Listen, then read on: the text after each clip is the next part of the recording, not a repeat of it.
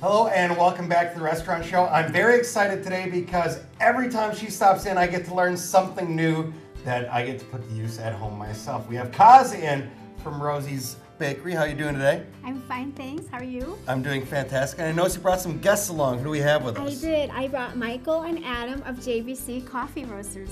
And what's so exciting about JBC is they roast right here in Madison, Wisconsin, and they have their coffees are all rated. So you know how there's like Wine Spectator magazine, they rate wines. Sure. Well, there's also Coffee Review, and that is in the coffee world. And they have more coffees rated 90 or above than any other roaster in the world. And we're so excited to be to know them.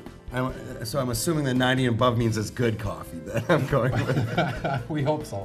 Okay. So what we're going to do, we're going to learn a little bit about it. And you said JBC is served right at Rosie's Coffee Bar and Bakery, correct? Correct, exclusively. So that's exclusive. Yes. The only place you can get the highest rated coffee that we have.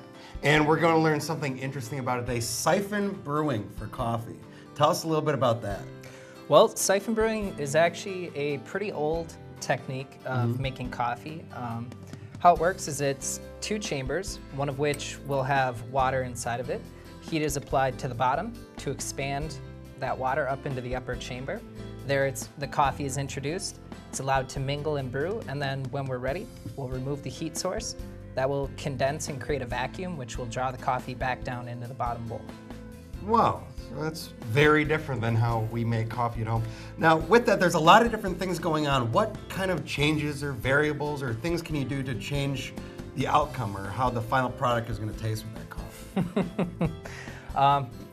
That could be a very long-winded answer. Okay. But for the short and sweet of it, I would say your grind pattern, the quality of the coffee, and the quality of the water are going to be the most determining factors, as well as the amount of time that you leave the coffee in contact with the water.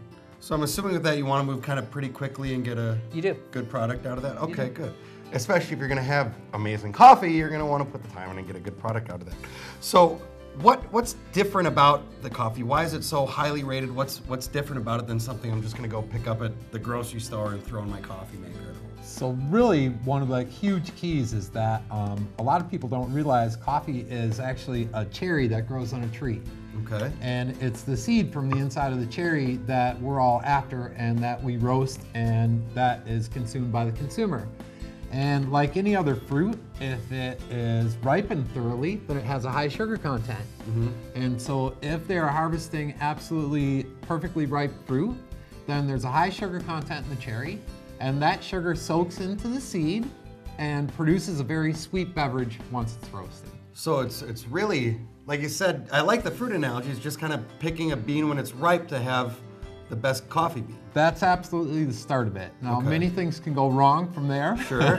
But the bottom line is the top producers in the world are really selectively picking fruit at its optimum ripeness, which is this really nice purplish sangria color.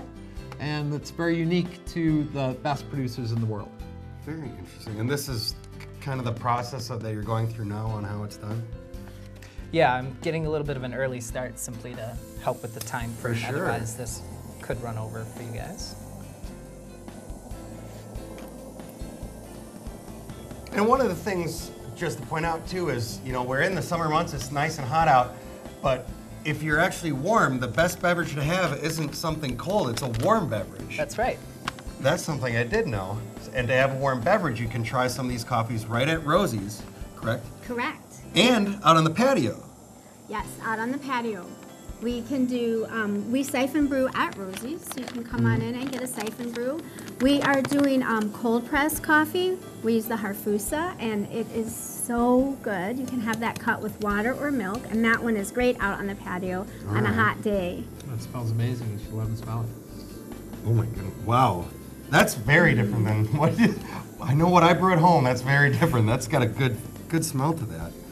And you said, so you can get it cold or? You can get it cold or hot, yep, and sit out on the patio and enjoy it with your lunch or your breakfast. Oh, that would be great. And the patio is so nice. If you haven't checked out the patio yet, you have to. It's just beautiful little patio. Now, seeing we're talking about coffee today, I want to ask, all the things you bake and prepare for us, do you ever use coffee to bake as well? I I sure do. We don't want our coffee to go to waste. Okay. So sometimes, you know, at the end of the day, if we have a little bit of coffee left over, we actually use it in our chocolate cake. It's a very old recipe. It was my friend's grandmother's recipe, and it has coffee in it. And so we call it baker's coffee. It goes back in the cooler, and we bake it in our chocolate cake. It also, we do an espresso-filled donut. So we do pull shots of espresso and get it in our filling, and make our own filling from scratch with JVC espresso there. We've done cheesecakes with the espresso. We've done cupcakes with espresso cheesecake fillings and espresso buttercreams on top. So there's all kinds of things you can do with coffee. The chocolate cake surprised me. I didn't think that'd be one to work with. I've heard of weird things in chocolate cake. Coffee's not one of them. I'm gonna have to try that one. There's some in your break room. Is it time for a break? No? Okay. What we have here, you can see, so it is a full process of what we're going through to kind of get the coffee. And the cool thing was you saw the water actually come up, and that's when he added the ground up beans and things like that. Yep, once the water has had a chance to rise into this upper chamber, I let it stabilize for just a moment at the proper temperature of about 200 degrees. Okay. At that point, once I'm confident that it is temperature stable, I add the coffee, I start my timer, and the process begins. Okay. Now with the time, is that just letting it kind of brew into the water and mix with the water to give you that? Essentially, yeah. The water, the hot water is acting as a solvent, and it's getting inside of the cellular structure of the coffee, and it's pulling out all the flavors and aromas and volatile aromatics and essential oils that we want to pull from the coffee itself and have end up in our beverage. And one thing I learned before we started today is this is something that's been around for a long time. Siphon brewing isn't brand new. You said that was around before World War II, correct? Yeah, it's actually a really old-fashioned way of making coffee. And so prior to World War II, there was a lot more specialty type coffee being made. And now we're really just seeing a resurgence of that. That's very cool stuff. Well, I'm getting really excited to try this coffee. We're going to show you guys what that looks like when it's done. But until next time, we'll be back with more of the restaurant show. We definitely want to thank Michael and Adam, and of course Kaz from Rosie's Coffee Bar and Bakery for joining us here today. Thank you. We'll be right back with more of the restaurant show in just a moment.